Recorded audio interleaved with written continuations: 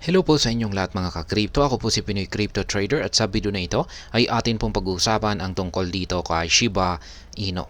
Kung saan ay atin pong aalamin kung ano ang kanyang magiging presyo kung sakaling si Bitcoin ay umangat sa presyong $325,000 at si Ethereum naman ay kung umangat ito sa presyong $22,000.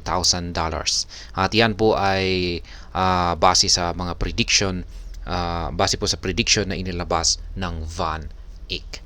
Kasi ayan, ang VanEck ay naniniwala po na sa hinaharap ay may kakayahan si Bitcoin na akyatin ang presyong $325,000 at si Ethereum ay $22,000.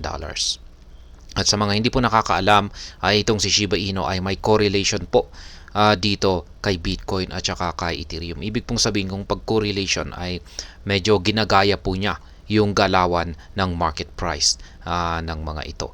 Kaya ayan, kung umaangat si Bitcoin at saka si Ethereum ay nakakaranas na rin ng pag-angat ang presyo ni Shiba Inu. Kung pag nakakaranas po naman po ng pagbagsak si Bitcoin at saka si Ethereum ay ganun din po ang kalagayan o nararanasan ni Shiba Inu. Kaya ayan, bago po tayo magpatuloy ay nais ko lamang po munang bigyang linaw ang aking disclaimer kung saan ang nilalaman po ng video na ito ay hindi po ito isang financial advice. For education and information purposes lamang po ang layunin nito. Maliban po dito ay nais ko na rin pong magbigay babala na wala pong kahit anumang group chat ang Pinoy Crypto Trader. Ayan, ang presyo daw ni Shiba Inu ay maaring lumampas sa presyong 30 digits 1 kung itong si Shiba Inu ay makikipagsabayan or gagayahin niya yung performance ni Bitcoin at saka si Ethereum. Kung sana ay ayan, gaya ng aking sinabi kanina, base po sa prediction ng Van Eck ay maaring si Bitcoin ay umangat sa presyong $325,000 at kasabay nito ay si Ethereum naman ay maaring umangat sa presyong $22,000. Ayan ang prediction ng Van Eck kay Bitcoin at saka kay Ethereum. Yan po ay kanilang ibinahagi dito sa naging panayam, kanilang panayam dito sa Good Morning Crypto. Ayan, ang Van Eck Portfolio Manager and Head of Digital Asset Research states bull market price predictions for Bitcoin, Ethereum at saka si Solana. Si Bitcoin ay ayan po, $325,000. Si Ethereum naman ay $22,000. Si Solana ay $300. Kaya ayan raw po ang aakyatin ng mga crypto assets na binanggit dito pagsapit po ng bull market. Ayan.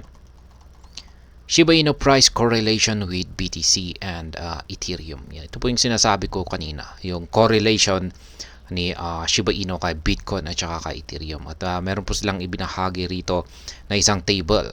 At mapapansin po natin dito na yan, dito po sa ating left side ay ito po yung mga cryptocurrency asset. Ayan, na may malapit na correlation kay Shiba Inu. Yan po si Bitcoin, Ethereum, Tether at saka si Dogecoin. At kung pag mas malapit po ito sa 1, yan, 1 na value ay kung pag 1 po yung value nito ay napaka 100% na po yan na correlated kay Shiba Inu.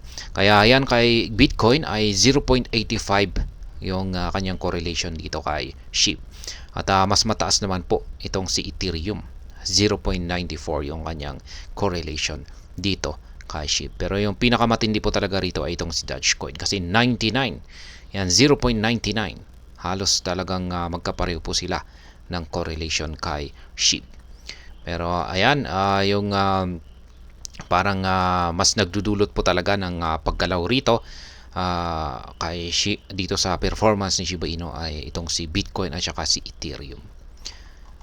Ayan, ngayon ay sabi rito ay kung sakaling umangat itong si Bitcoin at saka si Ethereum sa mga nabanggit na mga price target ni Van Eck ay maaaring lampasan ni Shiba Inu o higitan ni Shiba Inu ang price level na nasa presyong 30 digits 1. Yan, posible po siyang umangat sa presyong 30 digits 1015 kung sakaling si Bitcoin ay umangat sa presyong $325,000 at saka si Ethereum naman ay $22,000. At kung pang nangyari po ito ay ito na po yung magiging panibagong all-time high na presyo ni Shiba Inu. Kung sana ay ayan, magagawa niyang magbawas ng isang 0 decimal digits. Kasi sa kasalukuyan ay 4 0 decimal digits po ang kanyang kasalukuyang presyo. Kaya, ayan. At hanggang dito na lamang po tayo sa video na ito. Sana po ay inyong nagustuhan ang aking paliwanag sa video na ito. Kung inyo po itong nagustuhan ay pakiclick lamang po ang like button nito. Para naman po sa mga bago lamang dito, kayo po ay aking inaanyayahan para mag-subscribe. Pakiclick na rin po ang bell icon nito dahil ito po ang siya magsisilbing notification nito sa mga bago kong videos na akin pong ina-upload sa aking YouTube channel na ito. Marami pong salamat sa panonood. Ingat po tayo lagi at God bless po sa ating lahat.